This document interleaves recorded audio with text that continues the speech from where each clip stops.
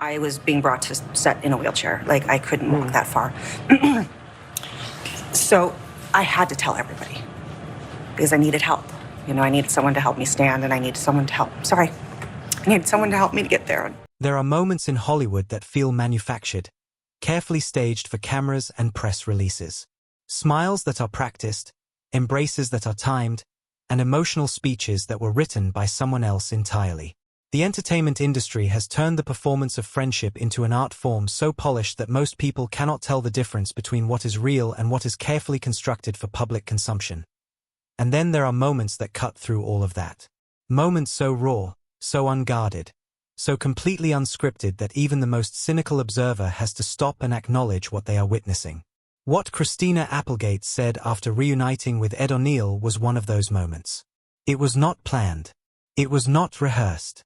And it changed the way an entire generation of fans understood what really happened behind the cameras of one of the most beloved sitcoms in television history. Because what Christina exposed was not a scandal. It was not a betrayal. What she revealed was something far more powerful and far more rare than anything tabloid culture typically celebrates.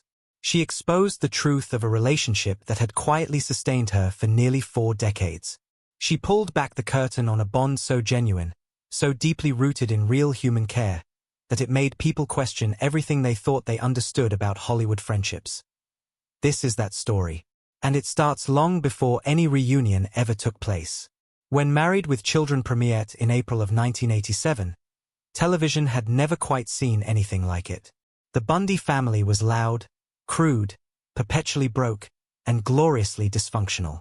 Al Bundy hated his job. Peggy refused to cook. Bud was awkward and overlooked.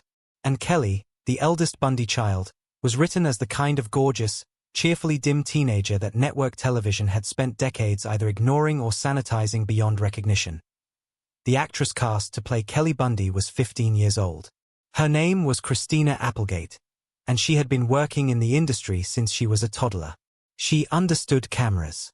She understood set etiquette. But nothing in her background had prepared her for the particular pressures that came with this specific role, on this specific show, during this specific era of American television. The character of Kelly Bundy was designed to be provocative. The outfits were revealing by the standards of late 80s network broadcasting. The jokes written around her were frequently suggestive. The attention she attracted from fans, from media, and from people within the industry was intense in ways that a 15-year-old girl, no matter how professionally experienced, was simply not equipped to navigate alone.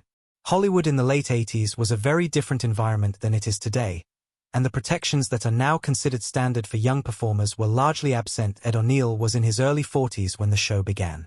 He was a trained actor with a background in theater and enough years in the industry to understand exactly what could go wrong for a young performer thrust into the spotlight without proper support. What nobody outside that production fully understood at the time was the quiet, deliberate decision Ed made in those early weeks of filming. He decided that he was going to look after this kid. Not because anyone told him to. Not because there was any formal arrangement or professional obligation. He simply saw a young girl who needed someone steady in her corner, and he chose to be that person. Christina has described this in interviews over the years, but the full picture only came into focus after their reunion brought old memories rushing back to the surface. She talked about how Ed would position himself near her during scenes that made her uncomfortable.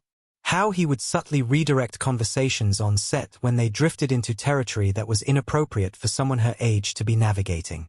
How he made it clear, without ever making a scene about it, that certain lines existed around Christina and that those lines were going to be respected. He did this through presence and authority, through the quiet confidence of a man who had earned respect and knew how to use it. What made his protection so effective was precisely that it was invisible. He never embarrassed Christina by making her feel like she needed to be rescued. He never drew attention to the vulnerability that came with her age and her circumstances. He simply created a buffer between her and the things that could have damaged her, and he did it so naturally that she was well into adulthood before she fully understood the extent of what he had been doing all along. Television sets have a particular rhythm to them. There are the scenes that get filmed, the lines that get delivered, the moments that audiences eventually watch from their living rooms. And then there is everything else. The hours between takes. The conversations in hallways and green rooms. The small human exchanges that never make it to any screen but that collectively determine what kind of place a production is to spend your working life. On the set of Married with Children. Those in-between moments were where the real family was built. Christina has spoken about the education she received on that set that had nothing to do with acting technique. Ed O'Neill was a student of the craft in a way that she had not previously encountered. His background in theater had given him tools and instincts that translated brilliantly to the looser, more improvisational environment of a television sitcom. The show was not rigidly scripted. The cast had room to play, to experiment, to find funnier ways into a scene than whatever the writers had originally imagined.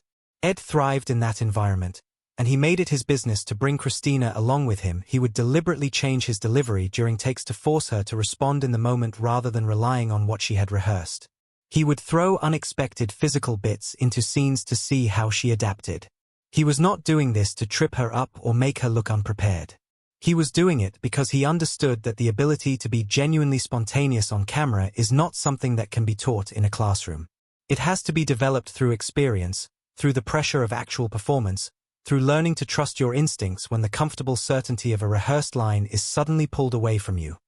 Christina absorbed these lessons over years. She became increasingly skilled at the kind of effortless comic timing that looks easy to audiences but requires enormous internal preparation to execute consistently. Longtime viewers of the show can trace the evolution if they watch the early seasons back-to-back with the later ones. The Kelly Bundy of Season 1 is good. The Kelly Bundy of Season 8 is something else entirely. That transformation happened because someone invested in her development as a performer, steadily and without fanfare, across a decade of daily work. There were other lessons being imparted too. Lessons about how to handle the attention that comes with being on a successful show. Lessons about maintaining perspective when the industry starts treating you like a commodity rather than a person. Lessons about picking your battles with producers and executives and knowing when to stand firm versus when to let things go.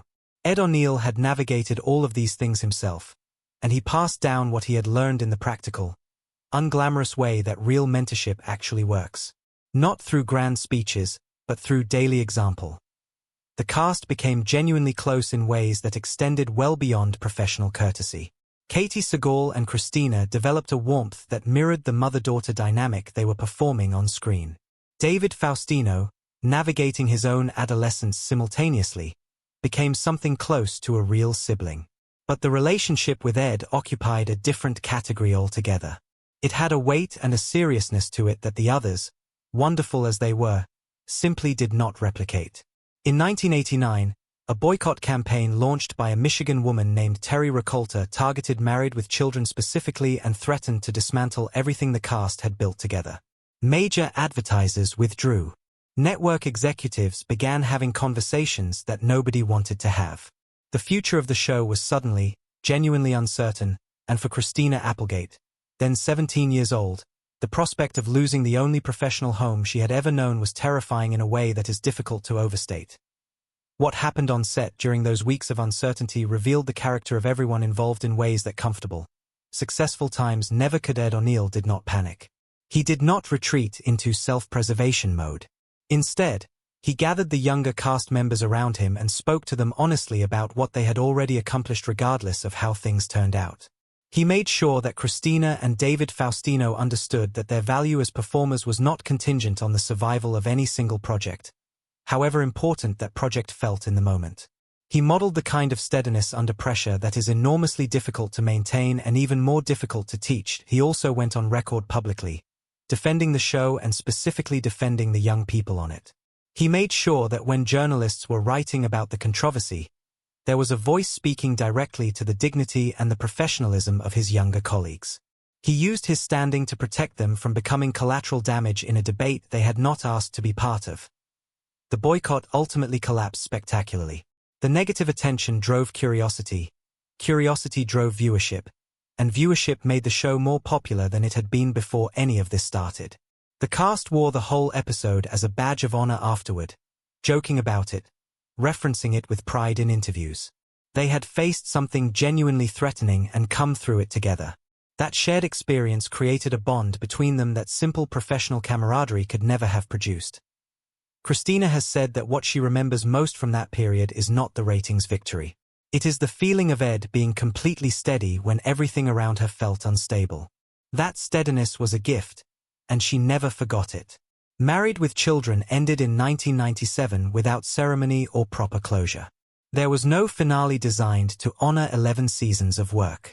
No celebration of what had been built. The show simply stopped, and everyone went their separate ways to figure out what came next. For Christina, what came next was a genuinely impressive solo career. Films, acclaimed television projects, critical recognition, a reputation as a performer of real range and intelligence that went far beyond anything her Kelly Bundy years had suggested. She became someone who had outgrown the role that made her famous, which is the best outcome any young performer can hope for, but the relationship with Ed O'Neill did not end when the show did. They stayed in contact.